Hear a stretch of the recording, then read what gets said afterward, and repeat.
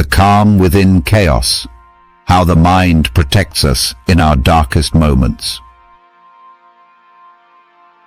Let me share a story with you that stayed with me for years, not just because of what happened, but because of what it reveals about the human mind, body, and something even deeper than both. There was once a man named Dr. Elias Hart, a courageous explorer and naturalist who traveled deep into the wild, unmapped regions of Central Africa in the late 1800s. He wasn't just a scientist, he was a seeker. He spent years documenting wildlife, connecting with local tribes, and pushing the boundaries of what we knew about the natural world. But during one of his expeditions, something terrifying happened. While walking through thick underbrush, Elias was ambushed by a lion. Not stalked, not warned, ambushed. One moment he was taking notes on bird calls, and the next he was in the jaws of a predator, dragged across the earth like a rag doll. Now you'd think that moment would be defined by blinding pain or overwhelming fear. But Elias later wrote something that startled even the most hardened readers of his journals. He said, "I felt no pain. In those seconds I entered a kind of dreamlike state. There was peace, a strange, euphoric calm. I thought, so this is how it ends. And oddly, I felt okay with that." When I first heard that, I thought, what? No pain, no terror? Just peace? It didn't make sense. And it stuck with me. Until years later, I was talking to a friend of mine, let's call him Daniel, a psychologist and researcher of human consciousness. I told him the story and asked, what was that? What kind of response is that to such a violent, life-threatening moment? Daniel smiled, and what he said still gives me chills. It's the mind, but it's more than the mind. It's the body, it's consciousness, it's all of it. In that moment, Elias didn't give up on life. He gave up on resistance. He went on to explain that pain, fear, suffering, they're not just physical sensations or emotional reactions. They're energetic resistance. We resist what is.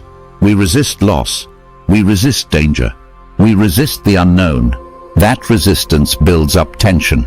And when the body and mind believe there's no more hope, something ancient and deeply intelligent inside us takes over. It's a shift into a survival state that looks nothing like what we think of as survival. It's not fight or flight. It's not panic. It's something quieter, softer, a release. Daniel said this kind of euphoria isn't just a chemical shutdown or neurological defense, though yes, there are biological elements to it. But beyond that, there's a flow of consciousness. A deeper part of us, what some call the higher self, the soul, the core essence, steps in and says, "Let me take this. You don't have to fight anymore." In that moment, what Elias felt wasn't death creeping in. It was the absence of resistance. And here's what really hit me.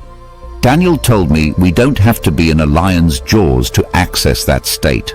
Most of us just wait until we're out of options, until life pins us down and forces us to let go. But that same clarity, that same peace, it's available every day in the smaller moments. When we're stuck in traffic, fighting impatience. When we're lying awake at night, replaying old wounds. When someone says something that cuts deep and our defenses shoot up. When grief, anger, or uncertainty tighten around us. We can learn to recognize that resistance. And we can practice releasing it. Not by pretending everything's fine, not by spiritual bypassing, but by choosing to align with something deeper than the chaos around us. Because here's the truth. Pain is the end of a long chain of signals. First comes discomfort, then agitation, then emotional turmoil, then physical symptoms. And only when all of that is ignored does the body finally shout with pain. Pain isn't the enemy. It's an indicator, like a check engine light on your car, telling you something's out of alignment. And more often than not, what's misaligned is our thinking, our beliefs, our expectations. We're taught that to be strong is to fight, but sometimes the truest strength is in surrender, not to defeat, but to flow. Think about it. Elias survived that lion attack.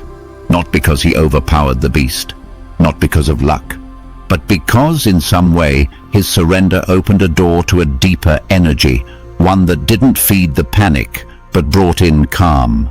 And that calm, ironically, might have saved him. So if you take one thing from this story, let it be this. You don't need to wait for life to knock you flat to access peace. You don't need to be cornered by tragedy or trapped in fear to feel supported. That stream of well-being, of clarity, of strength without force, it's always there. But we only tune into it when we stop resisting everything we think we have to be. You can practice that now, today, not when the lion roars, but when your own thoughts start to whisper doubt or fear or unworthiness. That's your moment. That's your lion. And when you stop fighting it, even for a moment, you might just hear the quiet voice beneath it all saying, "You're safe. You're not alone. Let go."